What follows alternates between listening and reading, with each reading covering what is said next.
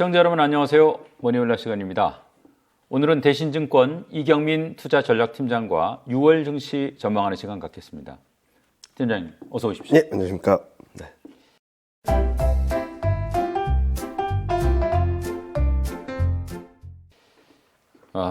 5월 괜찮았죠? 네, 괜찮았습니다. 6월 전망하기 전에 네. 5월 간단하게 정리 한번 하고 갈까요? 네, 보통 5월 시작할 때면 항상 따라오는 말이 셀인메이라고 해서 5월달에 증시를 팔고 떠나야 된다라는 말들이 있었는데 5월 중순까지만 해도 좀 그런 듯한 분위기가 있었습니다. 그런데 5월 중순 이후에는 굉장히 좀 가파른 상승세를 보여줬는데 일단은 전반적인 흐름들이 실적 전망이나 OECD 경기선행지수가 올라오면서 좀 긍정적인 분위기를 만들어줬었고 또 하나는 반도체 업황에 대한 기대감들, 엔비디아 실적이 워낙 잘 나왔고 실적 가이던스도 굉장히 서프라이즈하게 제시하면서 반도체 업종이 급등을 하면서 시장을 이끌어갔다라고 생각하고 있습니다.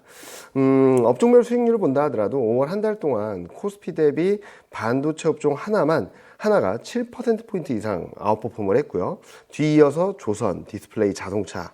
어떻게 본다면 경기 민감주들이 시장을 이끌어갔다라고 볼 수 있겠죠. 전반적인 흐름들이 나타나면서 시장의 흐름들은 굉장히 좋았는데 다만 코스닥은 전고점에 근접하지 못하면서 상대적으로 좀 부진한 흐름들을 보였다라고 말씀을 드릴 수 있을 것 같아요. 수급적으로는 개인은 굉장히 많이 팔았고 외국인은 반도체를 압도적으로 사면서 이번 시장 상승을 이끌어오지 않았나라는 생각을 하고 있습니다. 또 하나 이제 좀 최근에 특이한 게 네. 자, 일본이 돌아왔다 이런 표현까지 나왔던데 네, 맞습니다. 일본 증시가 굉장히 좋은 것 같아요. 일본 증시를 보면은 5월 한 달 동안에도 4% 넘게 올랐고요. 30년 내 고점에 근접했다라고 말할 정도로 굉장히 견조한 흐름, 강한 흐름들을 보여줘 왔는데 일단 이런 흐름들이 나타난 데는 엔화 약세에 따른 기대감 그리고 상대적으로 실적이 경조하고 경기 흐름들이 견조하다. 최근 컨센서스를 보면은 한국 GDP 성장률 전망이 한 1.2% 전후가 되는데 이보다 일본이 좀 더 나을 수 있다라는 전망들이 들어오고 있고요. 이와 더불어서 반도체라든지 여러 산업 정책들이 들어오면서 일본 증시에 대한 기대감, 수출에 대한 기대감들이 좀 강하게 반영되고 있다라고 보시면 될 것 같습니다. 6월 주요 경제 일정 정리하면서 6월 전망 시작하시죠. 6월 한 달 동안 흐름들을 보면은 점차 경기에 좀 포커스가 맞춰지지 않을까라는 생각을 하고 있는데요. 6월 1일부터 10일까지는 PMI, 그러니까 중국, 한국 PMI라든지 수출 데이터라든지 한국과 중국 경제 지표들이 좀 나오는데 5월 31일 중국 제조 PMI나 서비스 PMI가 예상보다 좀 부진했습니다. 이런 흐름들에 의해서 좀 등락이 있을 거라고 생각을 하고 있고요. 이제 한국 수출 모멘텀이라든지 이런 것들을 확인하면서 좀 등락이 있을 거라고 생각을 하고 있고 6월 2일 날 미국 고용 지표가 발표됩니다. 이 결과에 따라서 고용 상황이 어떤 흐름들을 보여주는지 또는 금리 인상에 대한 걱정들을 좀 살 수 있는 구간들로 들어갈 수 있기 때문에 6월 초반까지는 조금 불안정한 흐름들을 보일 수 있다고 생각하고 있고요. 자, 이제 6월 중순으로 가면 주요 통화정책들이 있죠. 6월 15일에는 미국하고 22 통화정책 회의가 하루에 있고요. 또 재밌는 그림은 13일 날에는 미국 5월 CPI가 발표될 예정이고 15일에는 중국 실물지표, 미국 실물지표가 발표됩니다. 그러니까 13일 날 CPI, 15일 날 FOMC 회의, 15일 날 ECB 회의, 15일 날 미국, 중국 실물지표 발표. 어떻게 보면은 6월 중순이 굉장히 중요한 변곡점이라고 생각하고 있는데 아마 CPI는 좀 많이 떨어지고 6월 FOMC에서 금리 인상을 한다 하더라도 시장이 충격을 덜 받으면서 6월 15일 날 발표되는 미국, 중국 실물지표 결과가 아마 중요한 포인트가 되지 않을까라는 생각을 하고 있습니다. 이제 6월 중순을 지나가면 6월 말로 가면 갈수록 경기 흐름들을 조금 더 확인할 수 있게 되는데요. 그렇다 하더라도 5월 15일 날 발표되는 실물지표 결과에 따라서 6월 말까지 시장 흐름이 조금 더 명확해지지 않을까라는 예상을 하고 있습니다. 이 하여간 부채 상환 협상이 있을 때마다 막 금융시장이 좀 출렁출렁거리고 홍역을 네. 알아요. 네. 지금 이게 미국 부채 상황 중에 투자자가 중장기적으로 좀 알아야 될 내용이 있으면 좀 정리 좀 해주세요. 일단은 여러 가지 법안이 통과됐는데 이제 재정 지출을 굉장히 옥죄는 그러니까 민주당이 곧 제시하고 있었던 IRA 법안이라든지 취약계층에 대한 지원들은 건드리지 않았지만 전반적인 재정을 확대하는 것을 막 옥죄는 법안이 통과된 거거든요. 그렇기 때문에 지금 현재 시점에서는 재정 정책이 드라이브 걸어서 경기를 끌어가는 힘들은 굉장히 약해졌다라고 보시는 게 맞을 것 같고요. 그렇다고 해서 경기 충격이 있거나 그러지는 않을 것 같습니다. 그리고 앞서 잠깐 말씀드렸듯이 이제 재무부가 채권 발행을 하면서 시중 유동성을 끌어들일 수 있기 때문에 이 부분이 단기적인 시장을 등락을 좀 변수가 될 수 있다고 생각하고 있어요. 아직까지 시장 흐름들, 특히 미국 같은 경우는 경기가 둔화되는 상황에서 유동성 변화에 일희일비하는 모습들을 좀 보여주고 있거든요. 이런 것들을 감안해 봤을 때 부채 한도 협상이 타결됐으니까 모든 게 끝났다라기보다는 재정이 얼마나 줄어들지, 그리고 의회 통과 과정에서 이 법안 내용들이 좀 건드려질지, 그리고 재무부가 채권 발행을 함으로 인해서 시중 유동성을 흡수하는 큰 힘들이 어느 정도가 될지를 조금 계속적으로 좀 꾸준히 관찰하실 필요가 있다고 보고 있습니다. 최근에 보니까 미국 이제 채권 금리, 네. 달러 인덱스 다시 조금 높아졌더라고요. 네. 이제 크게 보면 미국 부채 상한 협상, 그다음에 이번 달에 또 FOMC 있잖아요. 네. 이 두 가지 이벤트가 끝나면 불확실성도 그래도 많이 좀 가시지 않겠나 하는 생각은 들던데 어떻습니까? 일단은 전반적인 흐름들을 본다면은 앞서 말씀하셨던 부분들 때문에 좀 등락은 있을 거라고 보고 있어요. 6월 초중반까지는 그런 흐름들 안에서 시장이 움직이려면은 아마도 채권 금리, 달러 인덱스가 좀 진정돼야 되지 않을까라는 생각을 하고 있습니다. 채권 금리는 연중 저점에서 반등이 나오고 있는데 아마 연중 고점을 넘어서지 못할 거라고 생각하고 있습니다. 달러 인덱스도 100포인트 초반에서 지금 103, 104를 향해 가고 있는데 105포인트 돌파 시도는 가능하다 하더라도 여기를 넘어서지 못할 거라고 생각하고 있어요. 그러니까 6월 초중반까지는 이런 반등세가 좀 더 이어지면서 시장이 흔들릴 수 있다라고 보고 있는데 이게 정점을 찍고 꺾이는 시점이 되게 되면 아마 시장은 좀 편하게 움직이지 않을까라는 생각을 하고 있고 그 시점이 아마도 6월 FOMC 전후가 되지 않을까라는 예상을 하고 있습니다. 지금 뭐 투자 심리, 리스크, 변동성 이런 지표들은 어떻게 나오고 있습니까? 일단은 아까 말씀드렸던 것처럼 시장이 좀 흔들릴 수 있다라고 보는 것이 뭐 펀더멘탈, 그러니까 경기가 엄청 안 좋다, 실적이 망가진다 그런 그림까지는 아니에요. 그렇기 때문에 좀 저희가 밴드를 러프하게 말씀을 드린다 하더라도 2,400선을 깨진 않을 거다. 2,500선 지지력 테스트하다가 좀 언더슈팅이 나오면은 2,400선대 지지력 테스트할 수 있다 정도로 말씀을 드리고 있는데 그 이유는 심리적인 변수에 의해서 흔들린다면 저는 매수할 기회다라고 말씀을 드리고 있는데요. 심리적인 지표들, 리스크 지표들은 지금은 조금은 흔들릴 가능성을 좀 열어놓고 있습니다. 일단 Fear and Greed 인덱스를 보시면은 연중 2022년 고점권까지 다시 왔거든요. 무슨 말이냐면 시장에 안도감이 굉장히 많이 들어왔다라고 볼 수 있는 부분이고요. 그리고 단기 매크로 리스크 인덱스, 중기 매크로 리스크 인덱스도 중립선에서 좀 밑에 있기 때문에 좀 반등 시도가 있다면 시장이 좀 흔들릴 수 있다라는 시그널들을 좀 보여주고 있습니다. 좀 눈에 띄는 부분은 빅스라고 해서 주식시장 변동성 지수인데요. 이게 2021년 저점권과 20% 안에서, 그러니까 15에서 20% 안에서 등락을 반복하고 있거든요. 이 레벨에서 유지되게 된다 하더라도 시장이 크게 오르지 못할 거고 여기서 25% 정도까지만 올라간다고 한다면 시장이 출렁일 수 있기 때문에 심리지수, 그리고 리스크 지수, 그리고 변동성 지수는 단기적으로는 좀 흔들릴 수밖에 없다라는 시그널들을 곳곳에서 보여주고 있다고 보시면 될 것 같습니다. 물가하고 이제 금리 좀 살펴보겠습니다. 네. 자, 미국 소비자 물가 이거 하향 추세는 맞는 것 같은데. 네. 핵심 물가, 코어 CPI에 대한 걱정들은 좀 하는 것 같아요. 맞습니다. 지금 4월 CPI는 전년 대비 4.9%였고요. 4월 코어 CPI는 5.5%였어요. 근데 지금 5월 컨센서스를 보면 CPI는 4.9에서 4.1로 굉장히 큰 폭으로 떨어지는데 코어 CPI는 5.5에서 5.3 떨어지긴 하지만 여전히 5%대라는 것을 보여주고 있거든요.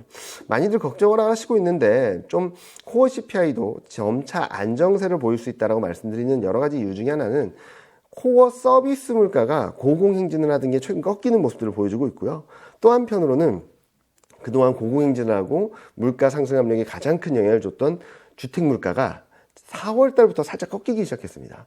그러니까 코어 CPI가 더 올라가기보다는 완만하게 하향 안정세를 보일 텐데 서비스 물가와 주택 물가가 어느 정도 레벨로 떨어질지 이게 관건이라고 보고 있는데 아마 5월 CPI를 확인하는 6월 13일 날 정도가 되면은 예상보다 좀 많이 떨어지는구나 라는 것들을 확인할 수도 있다고 생각하고 있거든요.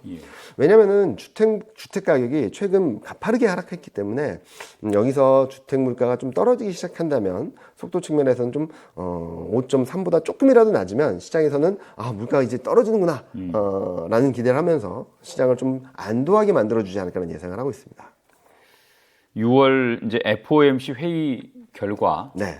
좀 미리 예상해보고 싶은데요. 결국 이제 뭐 이번에 보면 금리가 어떻게 가는 거나 좀 맥이 잡힐 것 같아요. 그렇죠, 맞습니다. 일단은 많은 분들이 아직도 금리 인하 기대가 너무 큰 거 아니야라고 생각하실 수도 있는데 시장에서는 6월 금리 인상 가능성을 확실하게 열어놓고 있습니다. 패드워치에서 보면은 지금 6월 금리 인상 확률을 60% 이상 열어놓고 있거든요. 그렇게 본다면은 금리 인상을 한다고 해도 시장이 크게 흔들리지는 않을 것 같습니다. 그리고 지금 WIRP, 블룸버그에서 집계하는 전망치를 본다 하더라도 7월 달 기준금리 컨센서스가 5.3까지 올라왔어요. 예. 그리고 올해 연말 기준금리 컨센서스는 5%까지 올라왔고 한 번 정도 금리 인하할 수 있다는 기대감은 남아있지만 이전에 60bp, 100bp 금리 인하하는 것들은 굉장히 많이 정상화됐다고 생각하거든요. 그래서 이번 FOMC에서 25bp 금리 인상을 하더라도 시장은 크게 충격을 받지 않을 거다. 오히려 금리 인상 끝났다라는 시그널을 확인하면서 시장을 좀 안도할 수 있다라고 생각하고 있고요. 예. 또 하나는 점도표가 좀 관건이 될 수 있다라고 걱정을 하실 수 있는데 점도표가 상향 조정된다 하더라도 금리 인상 시그널이 종료되는 금리 인상 사이클이 종료되는 시그널로 인지될 수 있기 때문에 저는 6월 FOMC 회의가 시장의 충격 변수가 되기보다는 이번 금리 인상 사이클이 정점을 통과하는 변곡점이 되지 않을까라는 생각을 하고 있어서 앞서도 말씀드렸던 것처럼 금리 인하 기대가 정상화된 상황에서는 FOMC 회의가 시장의 악조건, 그러니까 부정적인 영향을 주기보다는 조금 더 긍정적인 영향을 주지 않을까라는 기대를 하고 있습니다. 지금 OECD 선행지수 보면 네, 우리는 이제 바닥 찍고 올라가는 거. 네, 반등하고 있죠. 뭐 중국은 괜찮은 것 네. 같은데 역시 보면 이제 미국이 안 좋아요. 미국이 안 좋죠. 하반기 미국 경기 네. 어떻게 보고 있습니까? 일단 하반기 미국 경기는 둔화되는 건 맞습니다. 1분기, 2분기가 워낙 좋았기 때문에 경기에 대한 기대감들을 많이 갖고 계시긴 하는데 하반기 경기 둔화 어떻게 본다면 역성장 가능성까지 열려 있다라고는 생각을 하고 있는데요. 자, 그러면은 경기가 엄청나게 나쁠 것인가라는 것들은 좀 고민해봐야 되겠죠. 최근 소매 판매하고 산업 생산 지표가 4월 지표가 발표됐습니다. 재밌는 그림은 소매 판매, 그러니까 소비 데이터는 예상보다 못했는데 제조업 생산, 산업 생산, 광공업 생산은 예상보다 굉장히 잘했거든요. 그리고 전년 대비 변화를 본다 하더라도 소매 판매는 아직까지 플러스권이긴 하지만 계속적으로 둔화되는 그림입니다. 즉 소비는 우하향하고 있는 그림인데 제조업 생산은 마이너스권이긴 한데 더 나빠지는 그림보다는 바닥을 잡고 있는 그림을 보여주고 있거든요. 여기서 드리고 싶은 말씀은 제조업 경기와 소비 경기가 좀 다른 그림들을 보여주고 있다는 그림이죠. 그리고 특히 제조업 경기가 더 나빠지지 않을 것 같다는 말씀드린 이유 중에 여러 가지 이유 중에 하나는 설비 가동률이 좀 반등하고 있습니다. 무슨 말이냐면 그동안에는 제조업 경기가 안 좋아짐으로 인해서 설비 가동률이 계속 떨어졌거든요. 예. 그러니까 공장을 제대로 못 돌리고 있다는 거죠. 근데 이번 달 들어서는 급반등을 하는 자동차도 있었고 하이테크 산업들이 올라오는 모습들을 보여주면서 제조업 경기가 조금씩 살아나나? 더 보수적으로 본다 하더라도 바닥권 아닐까라는 생각을 할 수 있을 것 같습니다. 특히 ISM 제조업 지수를 보면은 4월 달에 반등을 하긴 했어요. 근데 이게 미미하다라고도 볼 수 있겠는데 더 의미 있는 것은 신규 주문입니다. ISM 제조업 지수를 좀 더 선행하는 게 신규 주문인데 예. 신규 신규 주문은 1월 저점 이후 반등세를 이어가면서 1월 저점 이후 저점을 좀 높여가고 있거든요. 이렇게 본다면은 소비 그리고 서비스업 경기가 둔화됨으로 인해서 이 소비와 서비스업이 미국 경제의 많은 부분을 차지하고 있기 때문에 미국 경기가 둔화되는 건 불가피하지만 먼저 꺾인 제조업 경기가 좀 바닥을 잡아주게 된다면 미국 경기가 둔화된다 하더라도 큰 충격은 주지 않을 거라고 보고 있고요. 또 하나는 제조업 경기가 회복되면 한국, 대만, 중국같이 제조업 비중이 높은 나라들의 더 좋은 그림들이 만들어집니다. 이런 것들을 봤을 때 미국 경기가 둔화되는 사이클 안에서 제조업 비중이 높은 나라들의 좀 포인트를 두고 봐야 된다는 것들이 최근 미국 경제지표 내부적으로 보여줄 수 있는 시사점이라고 생각을 하고 있습니다. 이게 이제 전반적으로 소비는 하향 추세가 네, 맞는데 맞습니다. 제조업은 그렇게 나쁘지 않다. 그거는 기업들이 결국은 당분간 소비가 위축이 되겠지만 결국은 회복될 걸로 판단하고 있다. 이렇게도 볼 수 있는 겁니다. 회복될 걸로 판단한다라기보다는 소비가 둔화되고 있지만 소비가 여전히 플러스예요. 소비가 망가지는 그림은 아니라는 거죠. 그리고 서비스업 경기가 둔화되고는 있지만 여전히 확장 국면입니다. 예. 경기는 살아있는데 제조업 경기가 먼저 바닥을 찍고 올라오는 그림이라서 재고를 재축적한다라든지 이런 가수요가 유입됨으로 인해서 재고를 다시 쌓으려는 그림들이 나오게 된다면 제조업 경기가 먼저 돌 수 있거든요. 이런 그림들이 조금씩 징후가 감지된다. 뭐 지금 당장 제조업 경기가 좋아집니다라는 말씀드리기보다는 소비와 서비스업 둔화로 인해서 미국 경기 둔화는 불가피하지만 차별적으로 제조업 경기는 더 나빠지기보다는 바닥을 다지고 조금씩 회복되는 그림들을 조금씩 보여주지 않을까라는 예상을 하고 있습니다. 특히 이제 우리 같은 경우에 뭐 수출이 중요하니까 네, 맞습니다. IS 제조업 지수가 좋게 나오는 건 우리 입장에서는 뭐 나쁘진 않겠군요. 네, 과거 흐름들을 본다 하더라도 한국 증시와 가장 연관이 높은 게 ISM 제조업 지수였습니다. 그리고 위기 국면이 아니라면 46포인트 전후에서 바닥을 잡았거든요. 지금이 한 46.7 정도로 돼 있습니다. 이런 것들을 봤을 때 제조업 경기는 전반적으로 바닥권에 근접하고 있는 것이 아닌가라는 생각을 하고 있고, 실제로 제조업 비중이 높은 나라들이 최근 OECD 경기선행지수나 이런 것들이 바닥을 잡고 올라가는 그림들이거든요. 최근 일본 증시가 강한 것도 여러 가지 산업 정책들도 있었지만 제조업이 돌 수 있다라는 기대감들이 반영되면서 움직이는 거라서 제조업 비중이 높은 나라들에 좀 관심을 갖고 바라보시는 게 좋을 것 같습니다. 지금 이제 좀 거시적으로 네. 이 글로벌하게 네. 현재 금융시장 네. 한번 이렇게 조망해 볼 수 있을까요? 일단은 굉장히 불안정한 흐름인 것 같긴 해요. 그렇지만 지금보다 더 나빠진다라고 해서 시장에 충격을 줄 만한 변수는 아니다라고 보고 있고, 차별적으로 먼저 경기가 꺾인 중국과 한국, 대만 이런 나라들, 그리고 반도체 비중이 높은 한국과 대만은 최악의 상황을 지나가고 있다라고 볼 수 있겠죠. 자, 여기서 말씀을 드리고 싶은 것은 지금보다 더 나빠질 것인가 괜찮아질 것인가의 문제겠죠. 미국은 소비와 서비스업 때문에 좀 더 안 좋아지는 그림이 나타나긴 할 텐데, 중국, 한국, 대만은 지금부터는 조금씩 나은 그림들을 보여줄 수 있다고 생각하고 있거든요. 큰 거시적인 흐름들을 본다면 신흥아시아는 바닥을 통과하는 그림, 미국은 좀 더 내려가는 그림으로 볼 수 있어서 당분간은 신흥아시아 쪽에 좀 포인트를 맞추자라는 말씀을 드리고 있고요. 자, 미국 경기가 둔화되는 상황에서 신흥아시아가 바닥을 통과한다라고 한다면 미국 경기가 둔화되는 사이클에선 채권 금리는 좀 더 낮아질 것이고 달러 인덱스도 좀 강세 힘이 약해질 겁니다. 이 와중에 신흥국 통화, 신흥아시아 통화가 조금씩 더 강세를 보여줄 수 있다는 측면들도 외국인 수급 그리고 상대적 매력도 측면에서 높은 점수를 줄 수 있기 때문에 신흥아시아 쪽에는 좀 더 우호적인 투자 환경이 조성되고 있다 정도로 평가할 수 있을 것 같습니다. 자, 앞서 잠깐 말씀드렸습니다만 네. 한국 수출 비중이 높다 보니까 이 수출이 우리 이제 경기 뭐 경제에 미치는 영향이 네. 큰 게 현실이잖아요. 무역 적자가 계속 되고 있습니다만 수출 전망 뭐 좀 어쨌든 파란 등 쪽으로 가고 있는 건가요? 어떤 건가요? 일단은 수출 증가율을 보면 되게 암울한 내용일 수밖에 없어요. 예. 전년 대비 수출 증가율을 보시면은 여전히 마이너스 10% 밑에서 등락을 반복하고 있거든요. 그 이유는 작년 1, 2, 3, 4, 5월 달까지 수출 모멘텀이 굉장히 강했습니다. 예. 그렇기 때문에 기저효과가 들어옴에 따른 마이너스 영향이다라고 보시면 될 것 같고요. 반도체 중국 수출 증가율도 여전히 마이너스 40%대, 30%대 머물러 있는 상황이라서 와, 수출 더 안 좋아지는 거 아니야? 특히 한중 관계가 악화됨으로 인해서 되게 불안정한 흐름들을 보일 수 있다고 걱정을 하시는데요. 제가 말씀드리고 싶은 것은 수출 금액을 보자라는 부분입니다. 일단은 4월 수출 금액은 툭 떨어진 건 맞아요. 근데 예. 이거는 계절성이다 정도로 보시면 좋을 것 같고요.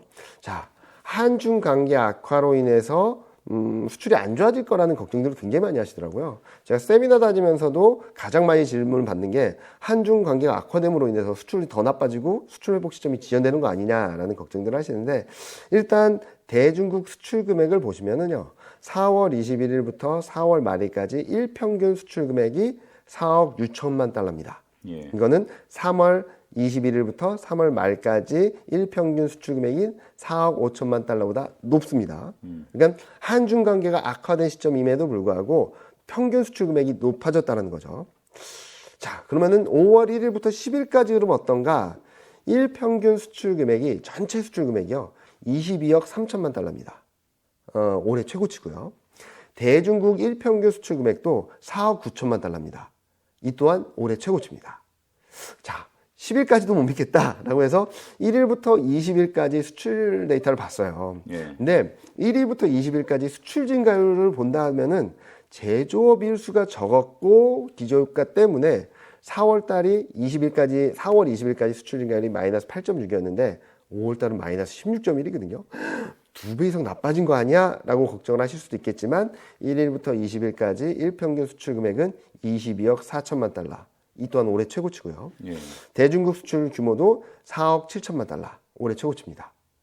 자, 수출 금액 데이터를 보면은 더 나빠지는 그림이 아니라 올해 계속적으로 개선되는 그림, 특히 5월 달에는 계절성 효과만으로도 올라오는 그림이 나타나고 있어서 전년 대비로 봤을 때는 더 나빠지는 그림, 좀 안 좋은 그림이라고 생각할 수도 있겠지만 수출은 분명히 회복되고 개선되고 방향성 자체가 우상향할 수 있는 그림들을 만들어가고 있다고 보시는 게 맞을 것 같고, 이런 그림들이 좀 더 이어지게 된다면 무역 수지 적자는 축소되고 3분기 중에는 흑자 전환할 가능성도 좀 남아있다고 보고 있어서 저희는 7, 8월 달까지는 시장 전반적인 흐름들이 주식 시장이 좀 우호적인 환경이 만들어질 수 있다고 생각하고 있습니다. 우리 보통 이제 투자자들이 한중 관계, 네. 특히 정치 관계가 네. 경제에 미치는 영향을 굉장히 걱정을 많이 네. 하는데, 또 이렇게 냉정하게 보면 정치 관계가 좋다고 해서 중국이 안 살 물건을 네. 사진 않을 거고, 네. 나쁘다고 해서 꼭 한국이 아니면 살 수 없는 물건을 맞습니다. 또 안 사지는 않을 것 같으니까 네. 좀 그런 걱정이 어떤 측면에서는 좀 너무 기우 아닌가 이런 생각도 드는데 어떻게 생각하세요? 일단은 소프트 소비, 그러니까 어떻게 보면은 이게 없어도 중국 산업에 큰 영향이 없는, 그러니까 뭐 한한령이라든지 인터넷 기업들에 대한 제재라든지 그걸 한다고 해서 중국 기업들이 타격을 받는 건 아니거든요. 예. 근데 지금 중국 입장에서는 소비, 생산, 투자 사이클을 좀 더 견고하게 만들어야 되는데, 지금은 소비는 괜찮은데 제조업 생산은 좀 미진하고요. 투자는 꺾여서 내려가고 있습니다. 자, 중국 정부 입장에서는 여기서 이 선순환 사이클을 만들기 위해서는 정책 드라이브로 투자를 끌어올릴 수는 있겠는데 제조업 생산은 마음대로 할 수 없거든요. 그런 상황에서 수출과 수입을 규제한다? 이건 좀 말이 안 된다라고 생각합니다. 그래서 한중 관계가 악화됨으로 인해서 여러 가지 불협화음들은 있을 것이고, 뭐 게임이라든지 여행이라든지 또는 화장품, 인터넷이라든지 화장품이라든지 이런 쪽들은 좀 제재할 수 있다라고 하더라도 중국이 제조업 경기를 활성화하기 위해 꼭 필요한 반도체, 뭐 무선 통신기기, 디스플레이 이런 쪽들 수출입 관련해서는 건드리기 좀 어렵거든요. 또 최근 중국이 마이크론을 제재함으로 인해서 한국 수출, 한국 반도체에 대한 의존도가 높아질 수밖에 없습니다. 이러다가 중국이 한국 반도체도 제재하는 거 아니야? 절대 그럴 수 없습니다. 왜냐하면 중국 메모리 반도체 전체 소비하는 비중이 한 20에서 25%가 마이크론이고요. 그리고 나머지가 대부분이 한국 기업들입니다. 이 중에 차지하는 게 뭐 5% 정도는 대만이고 1% 정도가 뭐 중국 내 기업이라고 하는데, 즉 거의 한 70% 정도가 한국 기업들이 차지하고 있기 때문에 한국 기업에 의존할 수밖에 없거든요. 그래서 최근 뉴스들 한번 보신다 하더라도 중국 쪽에서는 한국과 반도체 생산을 좀 더 원활하게 하고 싶다라는 것들에 대한 뉴스들도 나오고 있어서 제조업 경기 활성화를 위해서 한국과의 교역이 좀 더 원활해질 가능성이 좀 더 높지 않나라는 말씀을 드리고 싶습니다. 이게 주가라는 게 뭐 단기적으로는 여러 이제 노이즈가 끼고 네. 합니다만은 장기적으로 보면 결국 기업 이익의 함수예요. 그렇죠, 맞습니다. 네, 지금 보면은 기업 이익을 많이 걱정을 하시는데요. 뭐 수출이 좋아지면 기업 이익이 좋아지는 건 당연하겠죠. 그런데 이에 앞서서 12개월 선행 EPS 순이익이 좀 올라오기 시작하고 있습니다. 요 그림을 보시면요. 12개월 선행 EPS 선행 순이익을 보여드리고 있는데 이게 EPS는 접점 대비 10%, 그리고 순이익은 저점 대비 9%. 이 정도 올라온 거는 21년 8월 고점 이후 처음이거든요. 예. OECD 경기 선행 지수도 23개월 만에 플러스만 전했고 선행 이익도 거의 1년 반, 2년 가까운 시간 만에 턴어라운드 하는 그림이라서 저는 굉장히 좋은 그림들이 만들어지고 있다라고 말씀을 드리고 있고요. 이런 것들이 외국인 수급으로도 이어지고 있습니다. 지금 보면은 외국인 수급이 왜 들어오나라는 부분들을 좀 궁금해 하실 텐데요. 예.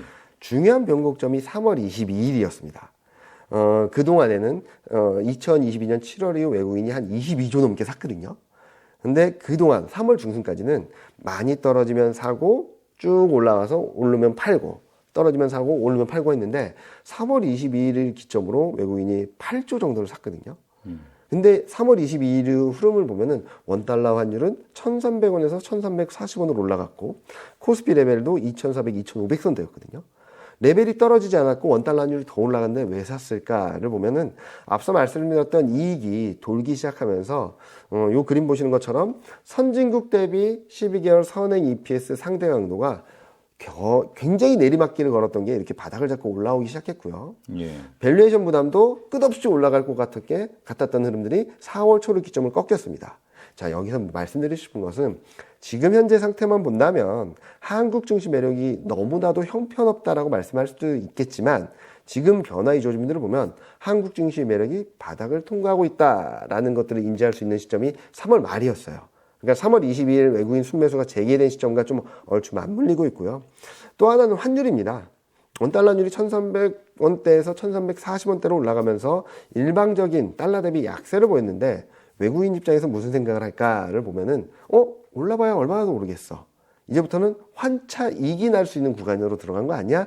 라고 생각하면서 외국인은 한국 증시에 대한 매력도가 바닥을 통과하고 있다. 원화에 있어서도 환차 이익을 볼 수 있는 환율 레벨로 들어갔다는 점 두 가지가 외국인 수급으로까지 이어지고 있다. 즉 실적 전망이 돌아서면서 나타난 나비 효과들이 외국인 수급으로까지 이어지면서 시장에는 굉장히 좋은 그림들이 만들어지고 있다고 생각하고 있습니다. 외국인 동향만 보면 환율이 하향 추세로 좀 전환되는 거 아닌가 이런 기대감도 생기네요. 네, 아까 말씀드렸던 수출 개선, 무역 수지 적자 축소 이런 것들이 좀 더 가시화되게 된다면 확실하게 원달러 환율이 내려갈 수 있다고 생각하고 있고요. 저희는 올해 23년 말쯤에는 1,200원 선 초반까지 열어놓고 있기 때문에 외국인 입장에서는 지금 들어와서 절대 손해보는 장사는 안 할 거다라고 생각하고 있습니다. 개인 투자자 입장에서 가장 궁금한 질문입니다. 네. 최근에 코스피 참 좋았는데요. 네. 얼마나 더 좋아질 수 있을 걸로 보세요? 하반기 전망을 통해서 말씀드렸던 것은 7, 8월 달까지 2,780선까지 열어놓을 수 있겠다라는 말씀을 드렸어요. 그건 아까 말씀드렸던 것과 같은 맥락입니다. 수출 개선, 실적 개선, 외국인 수급 개선, 그리고 반도체 업황 턴어라운드 이런 것들이 좀 맞물리면서 7, 8월까지 레벨을 올려줄 수 있다고 생각하는데 6월 한 달 동안은 좀 삐그덕삐그덕 될 것 같아요. 5월 달에도 5월 초중반에 밀렸다가 5월 후반부에 올랐던 것처럼 이번에도 6월 초중반에는 2,500선, 좀 언더슈팅이 나온다면 2,400선에서 지지적 테스트하고 2,650까지 올라가는 그림들로 열어놓고 있습니다. 그리고 이제 7, 8월 달 가면서 업황이나 실적들이 좀 더 올라오게 된다면 2,700선 이상 2,780선 또는 좀 오버슈팅이 나온다면 2,800선 돌파 시도까지 열어놓을 수 있으니까 비중이 많으신 분들은 비중 조절을 하셔도 되겠지만 아직까지 주식 비중이 많지 않으신 분들은 6월 초중반에 좀 흔들릴 때 좀 사 모으신다면 한 10%, 15% 정도 이익을 거둘 수 있는 구간으로 여름까지는 들어갈 수 있겠다는 말씀 드리고 싶습니다. 2부에서는 조금 더 구체적인 투자 전략 점검해보는 시간 갖겠습니다. 역시 이제 최근에 가장 뜨거운 업종 반도체일 것 같습니다. 엔비디아가 톡톡하게 촉매제 역할을 한 측면도 있고요. 반도체 강세가 지속될 걸로 보세요?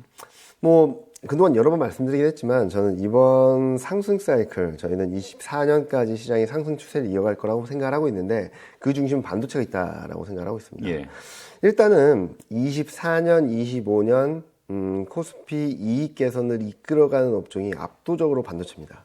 24년에도 코스피 전체 이익의 60% 이상을 끌어갈 것으로 예상을 하고 있고 25년에도 마찬가지고요. 그래서 2016년, 17년과 비슷한 흐름들이 나타날 수 있다고 생각하고 있어서 올해는 오르락 내리락 하다가 내년부터는 본격적으로 추세적인 상승을 하지 않을까라는 예상을 하고 있어서 지금 좀 많이 올라왔다라고는 하지만 저는 뭐 좀 더 나빠지는 그림보다는 등락이 있을 때마다 계속 사야 되는 그림이다. 무슨 말씀을 드리냐면 지금 반도체 실적 흐름들을 보면 더 나빠지는 그림이 조금 더 지연된다, 조금 더 지속된다라고 하더라도 올해 하반기 내년까지 열어놓고 본다면 실적 전망이나 업황 전망은 계속 우상향입니다. 즉 지금은 최악이라고 볼 수 있겠지만 바닥을 통과하고 턴어라운드하는 과정이 있다라는 것이죠. 그러면은 팔아야 될 흐름이라기보다는 흔들릴 때마다 사서 모아가야 되는 구간이다라는 말씀을 드리고 있고 24년까지 시장의 레벨, 주가의 레벨은 계속적으로 올라가는 그림으로 열어놓고 있습니다. 사실 주변에서 보면 네. 자, 신만전자 얘기 나올 때 고점에서 잡으신 분들이 상당 기간을 마음고생하다가 네. 뭐 지금까지 갖고 계신 분도 계실 테지만 네. 상당수는 또 팔았어요. 네. 손절매를 했죠. 그러니까 이제 뭐 속된 말로 정이 싹 떨어진 상태인데 네.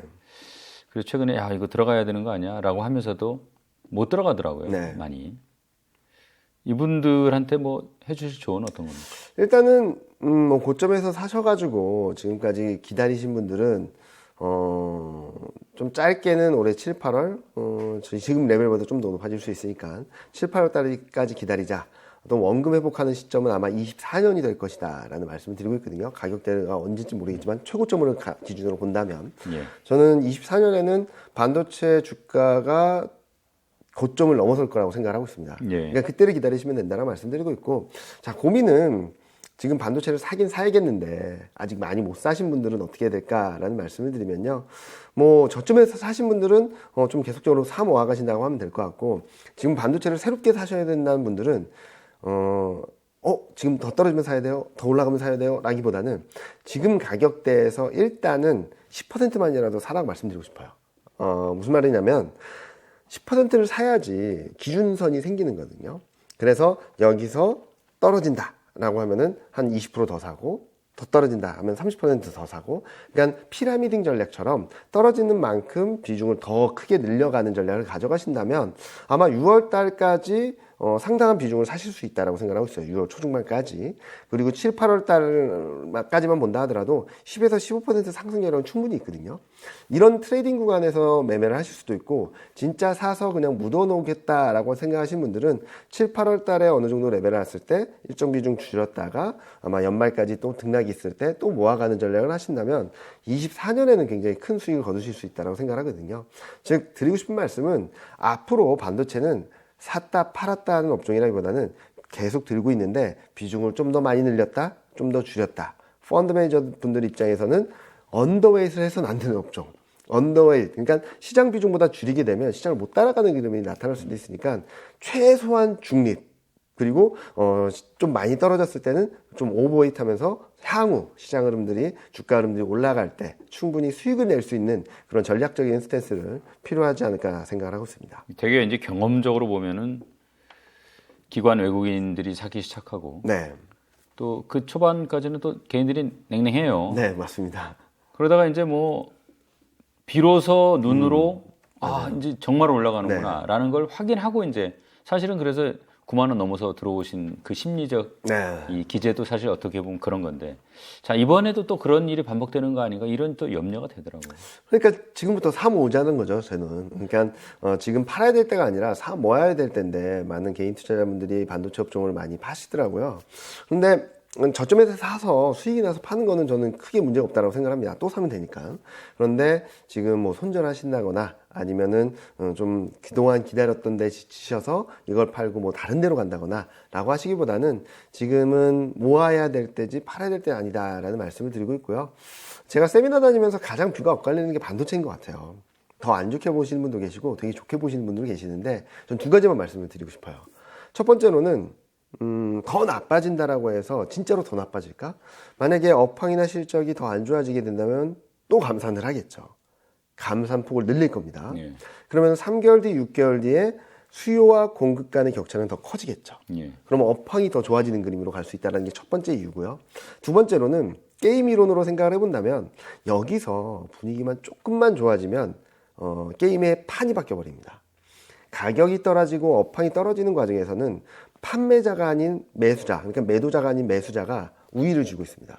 팔아야 되는 사람들은 가격이 더 떨어지기 전에 빨리 팔아야겠죠. 예. 내 거 사주세요 하면은 사는 사람은 아니야, 가격 떨어지는데 왜 사? 라고 합니다.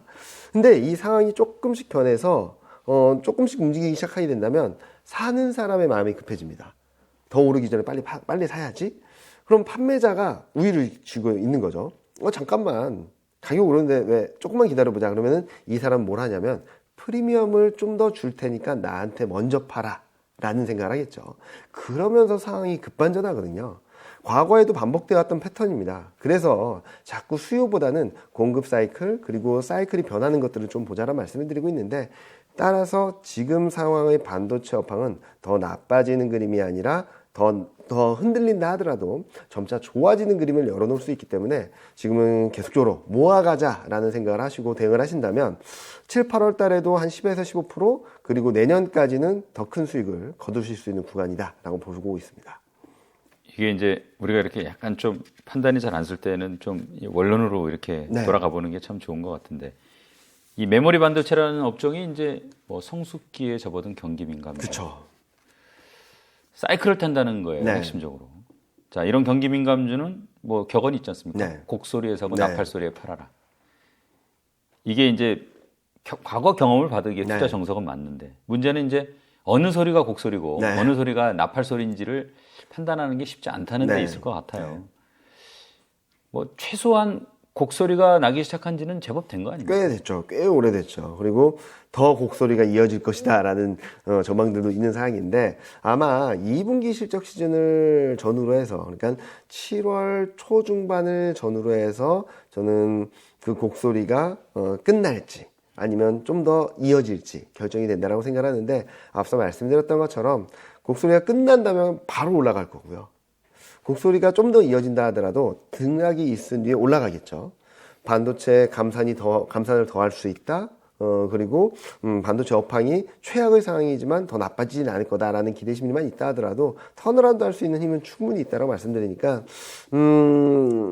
지금 계속적으로 곡소리가 끝난다 아니다라는 논란이 있는 것 또한 어느 정도 정점을 지나가고 있다는 시그널도 될 수 있거든요. 그래서 저는 최정점, 그러니까 최바닥은 지났다라고 생각을 하고 있는데, 그렇다고 해서 지금 어느 정도 레벨이 올라온 상황에서 여기서 꺾여서 내려갈 것인가, 그 정도까지는 아니라고 생각합니다. 그래서 한번 차트를 보시면은 5월 말 때 갭 상승한 구간이 있어요.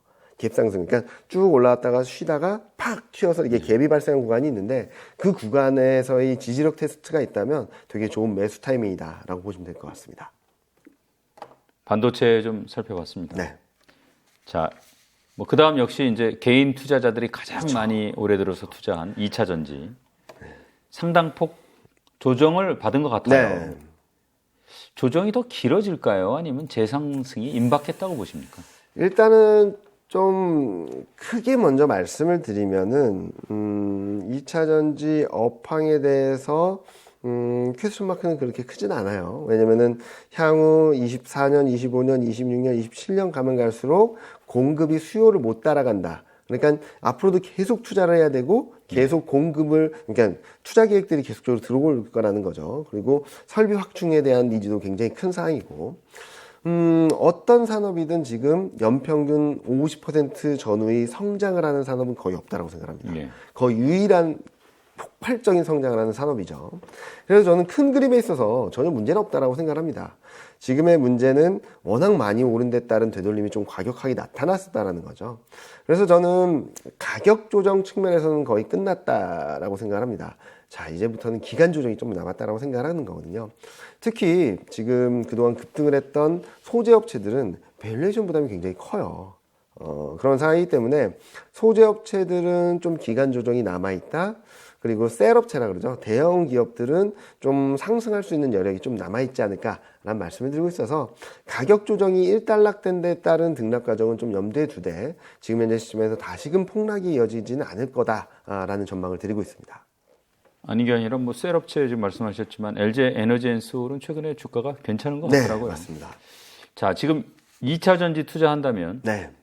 소재주가 좋을 걸로 보세요? 셀업체가 좋을 걸로 보세요? 만약 섞어서 투자한다 그러면 뭐 어느 정도 비율로 투자하실 생각이세요? 저는 셀업체가 당분간은 좋을 수밖에 없다라는 말씀을 드리고 있어요. 왜냐면은 올해 연초 이후 시장이 상승하는 과정에서 셀업체의 밸류에이션, 소재업체의 밸류에이션이 셀업체보다 높아졌어요.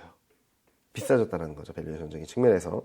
이익 전망은 셀업체, 특히 LG에너지솔루션이 저희 2차 전지 탑픽인데 LG에너지솔루션은 이익 전망이 올라갔는데 소재업체들은 떨어졌습니다. 오히려. 그래서 셀업체들의 밸류에이션은 떨어졌어요. 밸류에이션 매력은 높아졌고 이익 전망은 올라가고 그리고 메탈 가격들은 떨어지고 있는데 이익 전망도 떨어지고 그러니까 소재업체보다는 셀업체가 압도적으로 좋은 상황이다라는 말씀을 드리고 싶습니다. 특히 앞서 일부에서 말씀드렸던 것처럼 전반적인 매크로 환경 그 안에서 외국인 수급이 들어오게 된다면 당연히 대기업들이 움직이겠죠. 대형주들이 움직이겠고 그래서 저는 당분간은 셀업체 트레이딩에 집중을 하자라는 말씀을 드리고 있고 소재업체는 급격한 가격 조정이 일단락 됐다 하더라도 오르락 내리락 하면서 좀 과열을 진정시키는 밸류에이션 부담을 좀 덜어내는 기간 조정 과정이 남아있다라고 보고 있어서 당분간은 셀업체를 중심으로 매매를 하자라는 말씀을 드리고 싶고요. 그럼 비중을 어떻게 나눠야 될까? 저는 솔직히 말씀드리면 7, 8월 달까지는 셀업체에 집중하자. 100대 빵으로 보고 있고요. 7, 8월 달에 고점이 나온 뒤에는 셀업체에서 차익 실현한 부분들을 소재업체에 조금씩 비중을 늘려가자라는 말씀을 드리고 싶습니다. 그래서 지금 시점에서는 셀이 100, 소재가 0. 올해 연말로 가면 갈수록 셀이 60, 소재가 40. 이 정도로 비중 조절을 하시면 좋을 거라고 생각하고 있거든요. 지금부터 당분간은 소재는 쉬어가고, 그러니까 가격 조정이 아니라 쉬어가고, 등락이 있으면 쉬어가고, 셀업체는 등락이 있다 하더라도 좀 고점을 더 높여갈 수 있다고 보고 있어서 7, 8월 달까지 코스피 고점이 2780, 2800선 근접하는 수준까지 올라갈 때는 셀업체 매매에 집중하자라는 말씀을 드리고 싶습니다. 지금 아까 이제 뭐 가격 조정, 기간 조정 말씀하셨는데 네. 2차 전지 지금 투자자들이 좀 답답할 거예요. 네, 맞습니다. 이 답답함이 뭐 물론 누구도 이 정확하게 예상하고 맞추기는 어렵겠지만 네. 어느 정도 이 답답한 기간이 필요할까요?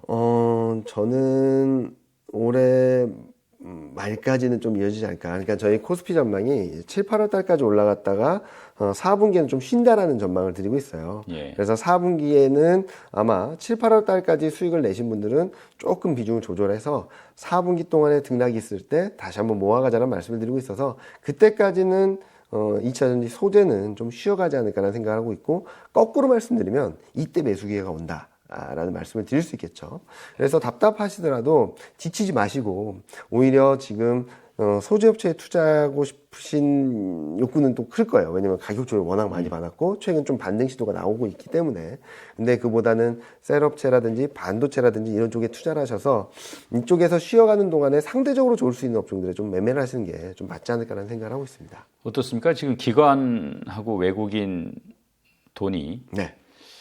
반도체로 많이 몰려가잖아요. 엄청 몰려가고 있죠. 그 우리 코스피에서 차지하는 비중도 25%인데 네. 그런 경우에는 또 반도체에 쏠리는 돈이 오히려 2차 전지 조정 기간을 좀 길게 할 수 있는 그런 측면도 있지 않습니까? 어떻습니까? 충분히 가능한 얘기입니다. 그러니까 좀 말씀을 드리면은 좀 게임의 양상이 좀 달랐던 것 같아요. 왜냐면은 연초 이후 외국인은 확실했습니다. 연초 이후 반도체 압도적으로 샀고요. 그와 더불어 산 게 IT가 전하고 자동차입니다. 그러니까 세 개 업종은 연초 후에 계속 사고 있습니다. 그 비중 자체를 본다면 뭐 그냥 반도체가 압도적이고. 그런데 이 와중에 매도하는 업종을 보면 철강, 화학, 에너지, 2차 전지거든요. 그러니까 2차 전지는 매도하고 반도체, 자동차, IT가 저는 매수하는 스탠스였는데 예. 지금 그러면 왜 지금 시장 2차 전지가 흔들리느냐? 어떻게 보면은 개인 투자자들의 힘이 좀 끌어올리는 부분들은 충분히 있겠죠.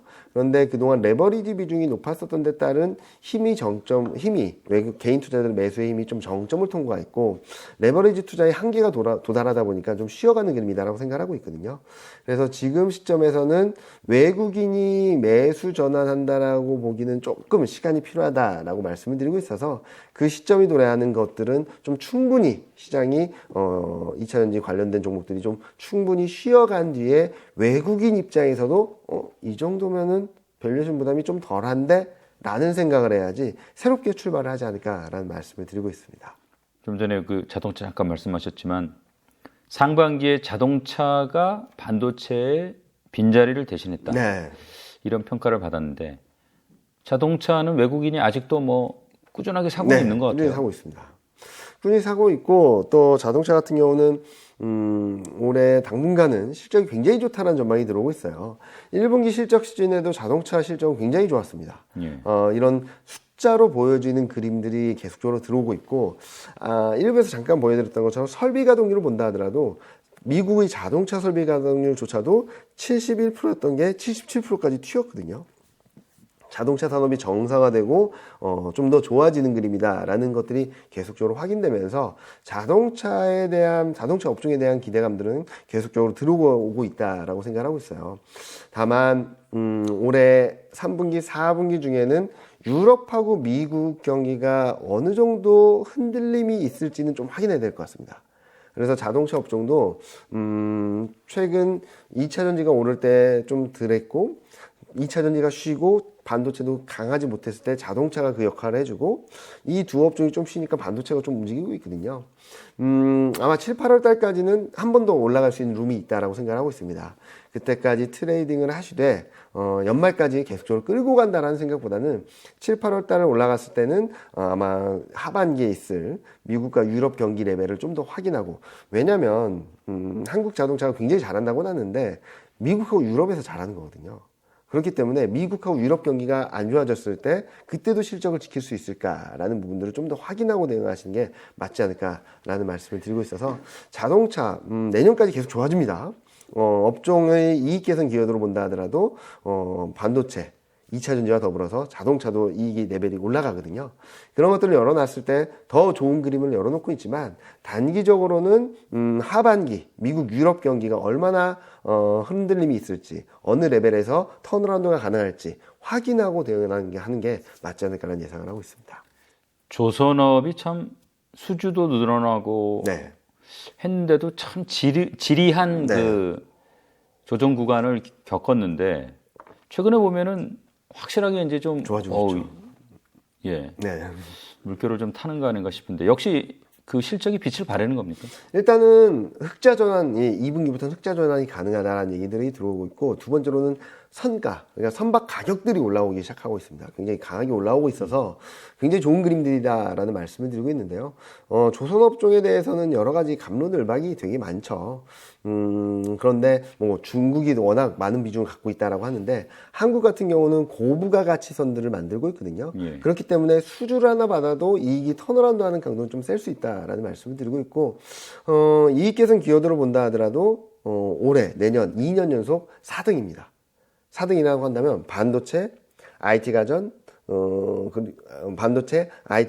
화학, 이 업종을 빼고 네 번째로 실적 개선이 강한 거거든요. 예. 이런 것들을 봤을 때 조선업종이 3월 22일 이후부터 반도체보다 좋은 모습들을 보여주긴 했는데, 쉬어간다 하더라도 2보 전진을 위한 1보 후퇴이기 때문에 쉴 때마다 좀 비중을 들고 가자라는 말씀을 드리고 있고요. 이와 더불어서 중국 경기가 좀 더 회복세를 보여주게 된다면, 그리고 한중 관계가 조금씩 풀리거나, 최근 미중 관계가 뭐 마이크론 때문에 좀 삐그덕대는 모습들을 보여주고 있지만, 미중 관계가 더 나빠지지만 않는다면 조선업종의 턴어라운드는 좀 더 이번에는 좀 더 믿고 갈 수 있는 과정이 아닐까. 그리고 실적도 2분기 흑자 전환에 이어서 3분기, 4분기까지 올라가는 그림이 나타나지 않을까라는 말씀을 드리고 있고요. 자, 이제부터 중요한 거는 수주를 많이 받아서 꽉 채운 기업보다는 이제 수주를 막 받기 시작하는 기업들을 보시면 좋을 것 같아요. 무슨 말이냐면, 이미 수주를 꽉 채운 기업들은 선가가 올라가기 전에 수주 주문을 많이 받은 거죠. 그러니까 선가가 높지 않은 상황에서 미리 계약권을 받은 거고, 이제 수주를 받는 기업들은 올라온 선가에 계약을 체결하는 겁니다. 예. 그럼 실적 턴어라운드 속도나 강도는 더 셀 수 있거든요. 예. 그래서 지금 수주 공백이 있었고 새롭게 수주가 시작되는 기업들을 좀 더 눈여겨보신다면 수익적인 측면에서는 조선업종 내에서도 좀 더 튀는 그림들을 보여주지 않을까라는 예상을 하고 있습니다. 예, 좋습니다. 그 엔터테인먼트하고 방위산업, 네. 뭐 최근에 조금 쉬어가는 느낌인데 네. 한번 종합적으로 좀 살펴봤으면 좋겠어요. 일단 두 기업 모두, 두 산업 모두 다 장기 성장 산업입니다. 특히 엔터는 실적도 굉장히 좋고요. 최근 보면은 새롭게 컴백하는 아이돌들의 음반 판매량 자체가 레벨이 달라져 버렸습니다. 예. 그렇기 때문에 앞으로도 실적이 계속적으로 올라가는 그림을 보여줄 것이고, K-팝 열풍이 좀처럼 식지 않는 듯한 모습, 또 다른 변화로 인해서 더 큰 기대를 할 수 있다는 측면에서 엔터 산업들은 좀 쉬어간다고 하더라도 계속적으로 우상향하는 그림들을 보여줄 수 있다라고 생각하고 있고요. 방산 같은 경우는 뭐 여러 가지 이슈들로 인해서 등락을 보이긴 하지만 최근 나로도 발사했지 않습니까? 네. 이런 식으로 방산 기업들 대부분이 항공우주 산업을 같이 하고 있어요. 그래서 방위 산업에 대한 수출 플러스 미래 성장 산업을 같이 하고 있다는 측면에서 계속적으로 눈여겨보실 업종이다라고 말씀드리고 있습니다. 장기 성장성, 충분히 가능성을 열어놓고 있는 상황이라서 이 엔터, 방산 산업 모두 다 등락이 있을 때 좀 더 긴 호흡에서 사모으셔도 크게 무리가 없다라는 말씀을 드리고 있습니다. 우리나라 같은 경우에는 뭐 OECD 경기 선행 지수가 바닥치고 이제 올라가고. 네. 자, 이런 시점이 되면은 과거 경험상 참 좋았던 섹터들이 있잖아요. 맞습니다. 어떤 게 있습니까? 지금까지 언급 안 된 거 좀 위주로 말씀 좀 해주세요. 일단은 지금 경기가 턴어라운드 하는데 조금은 올해까지는 삐그덕대면서 올라갈 수 있다는 말씀드린 이유, 또는 4분기에는 좀 쉬어갈 수 있다는 말씀드린 이유는 한국은 턴어라운드 하는데 미국, 유럽은 아직까지 바닥을 찍지 못했거든요. 그래서 지금 시점에서는 좀 업황이나 실적 자체가 바닥을 통과하는 기업들을 좀 바라보는 게 맞지 않을까라는 말씀을 드리고 있는데, 첫 번째로는 전기전자 쪽입니다. 또 이번에 애플에서 새 핸드폰이 나오기 시작하기 때문에 애플 수주 모멘텀, 그리고 자동차 산업이 좋은 전장 산업에 대한 모멘텀들이 들어올 수 있어서 전기전자 업종들을 좀 관심 있게 바라보자라는 말씀 드리고 있고요. 네. 또 하나는 건설 쪽입니다. 이렇게 나쁜데 건설 왜? 아마 금리 인상 사이클이 이제 끝났다라는 시그널들이 들어오게 된다면 채권 금리가 좀 하향 안정세를 보일 거고, 네. 내년에는 금리 인하 사이클로 들어갈 수도 있거든요. 반도체 업황에 의해서 건설 업황도 최악이라고 본다면 아마 앞으로 건설이 더 나빠지기보다는 조금씩 좋은 그림들을 보여주면서 좀 관심을 가져봐도 좋을 만한 업종이다라는 말씀을 드리고 있고, 또 하나는 기계 쪽입니다. 기계 쪽은 최근 실적도 굉장히 좋거든요. 그런 것들을 봤을 때 전기전자, 기계, 건설 같이 경기에 민감한 업종들을 계속적으로 관심 있게 바라봐 주시는 게 좋겠다라는 말씀을 드리고 있고, 뭐 화학이나 뭐 이런 업종들이 있는데 화학 업종들도 또 2차 전지랑 신재생 에너지랑 또 연결되는 것들이에요. 예. 그런 것들은 계속적으로 성장성을 계속적으로 재평가받을 수 있기 때문에 화학, 전기전자, 기계, 건설 한번 관심 있게 바라보신다면 이번 경기 턴어라운드 하는 사이클, 특히 올해는 삐그덕 되면서 상승할 수 있겠지만 내년까지 열어놨을 때 추세적인 상승을 할 수 있는 그림들을 충분히 기대해 볼 수 있겠다는 말씀을 드리고 있습니다.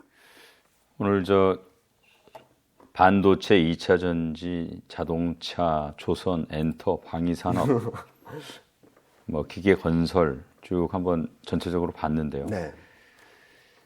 뭐 종목도 좀 볼 수 있습니까?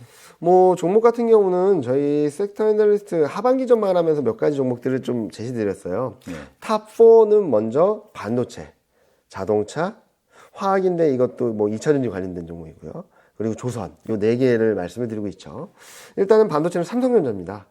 계속적으로 실적을 끌어갈 수 있고 24년, 25년에는 더 높은 레벨로 갈 수 있다고 예. 해서 삼성전자를 말씀을 드리고 있고, 자동차는 기아입니다. 기아 같은 경우는 여전히 저평가된 상황에서 실적 성장성이 계속적으로 있기 때문에 수익성 둔화식 그 시그널이 좀 하반기 좀 나올 수 있지 않을까라는 걱정을 하고 있지만 충분히 추가적인 상승 여력은 있다라고 보고 있고 예. LG화학 같은 경우는 뭐 화학 쪽에서도 바닥을 찍고 턴어라운드 할 수 있다라고 생각을 하고 있는데 IRA 수혜 그리고 LG에너지솔루션과 함께 성장을 할 수 있는 모멘텀을 갖고 있다라고 보고 있고요. HD 현대중공업이 조선업종에서는 좀 좋게 보고 있는데 턴어라운드가 좀 빠르다라는 것들을 보면서 아마 조선업종 내에서도 계속적으로 주목을 받을 수 있는 업종이다라는 말씀을 드리고 있습니다.